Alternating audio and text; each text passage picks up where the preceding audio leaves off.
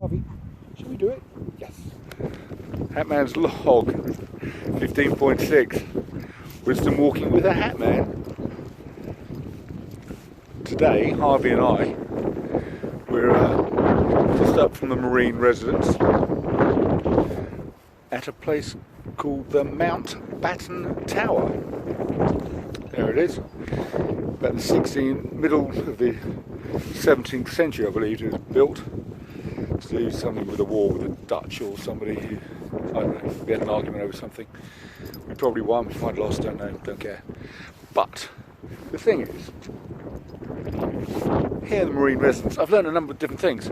First of all, I learned that in some parts of the world and some weather reports that we get, temperatures are taken in the shade. Now the weather's been amazing here this week and the week before and the week before that, and we had a couple of days where the heat in the on the veranda at the back of the marine residence, it reached 39 and nearly 40 degrees centigrade.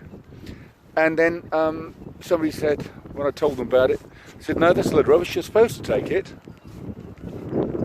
in the shade. And I'm like, why'd you take it in the shade? It's like 23 degrees indoors, and it was nearly 40 degrees outside. So, yeah, temperature checking. Interesting concept, that one. The wind is picking up here. The views from here, by the way, I don't know if you can see there's a ship out there. I don't know what the landscape was like in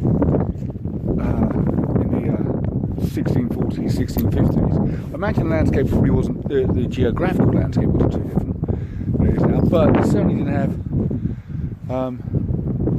marinas and houses like they do now. So a bit like the old tower that's got some cannons up there. It's become obsolete, really. Things change and move on. And up here, they filled in a load of the, I say subterranean for want of better words, they filled it with the rubble and junk and crap so people couldn't get down there. Basically it's been locked up. You can't get in to all the exciting bits where the troops would have probably had their stores and the food. There is a staircase to go up the tower itself, but it's all locked up. It's no good now. People don't want it. People just don't want it. I've learned this week as well. I'm scared of the sea. Good God, there's a huge rat. Did you see it? Yeah, you saw it. That was massive. Yeah, I'm scared of the sea. I don't like water. There's a ferry that takes us from where we are to the main town. But I don't like that. It's only, I don't know, what, 5-minute journey by ferry. I don't like it. I get quite freaked out. So I'm trying to control that. Other things I've learned recently, I'm terrified of heights. Here I am, top of a tower. Big fence though, so I'm not going to fall. Yeah, so all these things are particularly odd, you know. Once we become an old ruin and not needed, not relevant anymore, filled up with crap and rubbish, what we do nowadays changes. The things we used to be able to do. I used to be able to run. I loved running. I can't run now. Can't even run a bath. So yeah, I used to run. I used to as a child, I used to play a lot of football, ride my bike, you know, and falling over, scuffing my knees, my arms, scratching my hands on glass and rocks and whatever. You know, blood and bruises. It was all just part of growing up. Being on a bike at the top of a hill and then racing down with your mates and no brakes, that was fun. You had a number of options. First of all, you had to use your foot to try and stop and pray to God, if there is one, that you would stop before you died and hit the main road. Or you would jump off and let the bike go its own merry path. Or you would go with the flow and just pray to God there wasn't a bus or a car coming and you went. And then, once you slow down, you got to the top, you did it again. But nowadays, kids, God, I haven't seen kids mucking about like that. But they all seem to have these wonderful haircuts. You know, short on the sides and then coiffured and gelled, and they dress up like Ronaldo, the football player, and they're more interested in how they look, it appears, rather than what they do. I did happen to watch a football match last year, yeah, before COVID and lockdowns, and the kids were playing football, but they were like, it was almost like a ballet thing, or the fighting scene from a boxing movie. No punches were actually landed, so there were no tackles made. There was no crunching. It was all about and they'd fall over like I don't know, something they thought was important. Okay, so these guys and girls are probably going to be relevant, but for how long?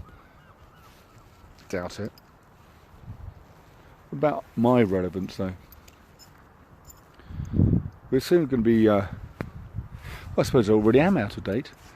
I used to be able to read maps, and I could travel all around the country just by looking at the map, working the route out, get it in my head, and then I'd hit it. I could get anywhere in the country, and I'd be all right. I couldn't read a map now. I rely on sat-nav and technology, and then pictures, videos, notes, recordings. Things aren't printed as much. Things are stored behind a password on a screen or a computer. Things are locked in the cloud. The internet will go one day. That did. People thought that would never go. But the internet, yeah, there'll be something different. They'll make the internet look like something from the 1640s. So all that stuff we got on there will go, and our voices won't be heard. I spoke to a vet last night, and she was talking about a deaf dog that she had to deal with. The owners didn't know they were deaf.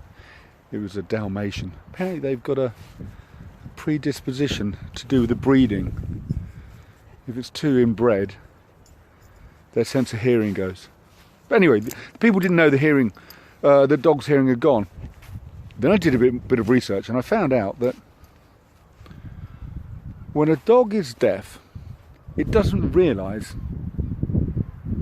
it's deaf. It just thinks the whole world will stop listening to them.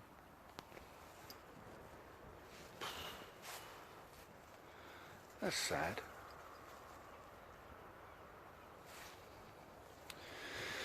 So, taking that forward,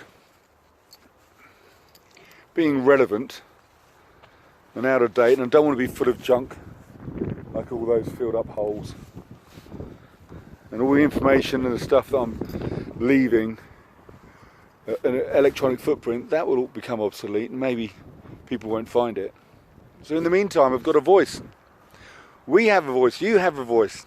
I think we should use it more. Actually use our voice, and perhaps get away from texting as much, maybe emailing and WhatsApping or Instagramming or whatever, or Messenger, whatever these things are called.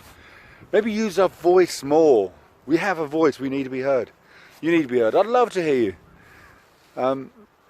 So I'm going to look to use my voice even more than normal. I'm going to listen more, and I'm going to think more. I want to stay relevant. Okay, thanks for listening. HATMAN out.